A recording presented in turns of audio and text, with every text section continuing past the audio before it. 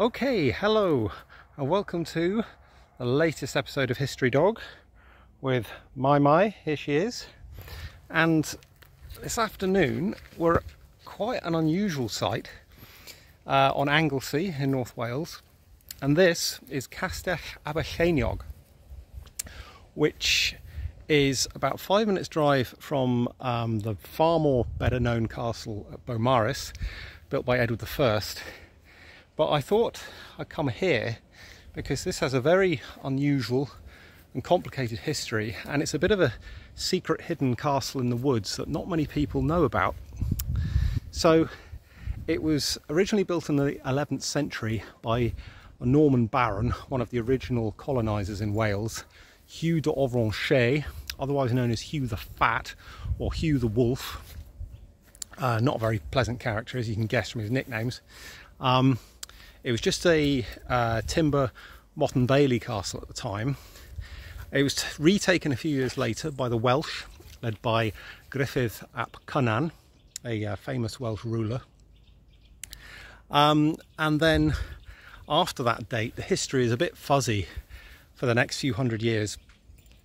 It might have been retaken by the forces of Edward I in the 1280s and 1290s during his conquest of Wales.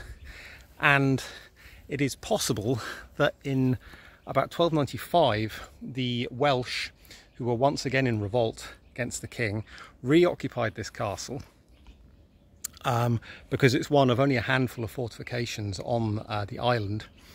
And Edward came back to Anglesey in 1295, and he brought with him a very large artillery train.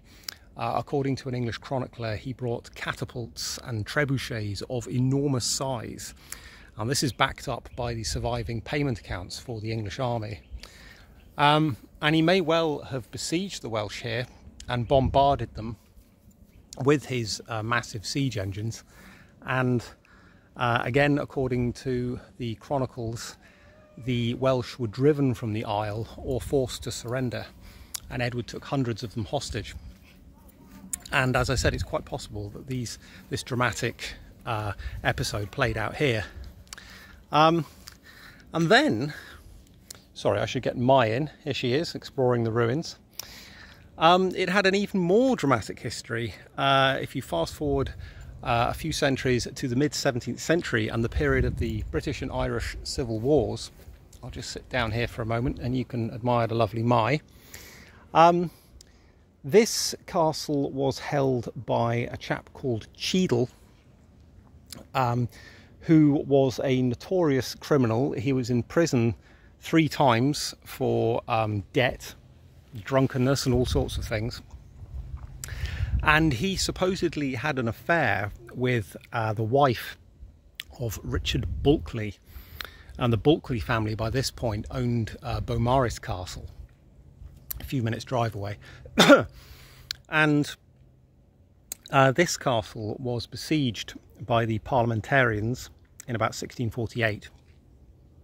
And Cheadle, Edward Cheadle I think his name was, he was presumably forced to surrender the place. But the most notorious thing he got up to was that he and Lady Anna, Richard Bulkley's wife, allegedly had an affair. And when her husband Richard died, they were both accused of organising his murder. They were both acquitted, but the first thing they did after acquittal was get married. So yeah, that is an insight into a sinister episode in the castle's history. And then what you can see here, these quite impressive stone remains really crowning what was the top of the original Norman motte.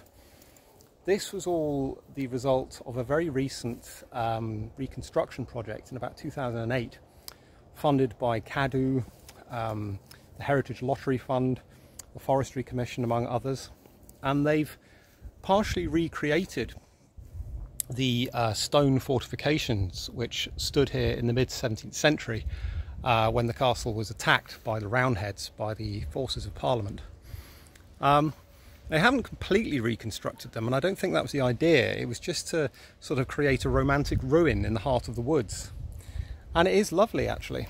You've got these wild flowers which Mai the History Dog is very much into exploring, and these wooden stairs to the foot of the hill, and then this quite sort of nice atmospheric stone walls and bits of towers made out of a very nice mellow stonework masonry. And it's just a lovely spot in the heart of the woods on Anglesey, and yeah, a bit of a secret, a bit of a hidden castle, a hidden gem. So there we are. Thank you, and thank you, Mai.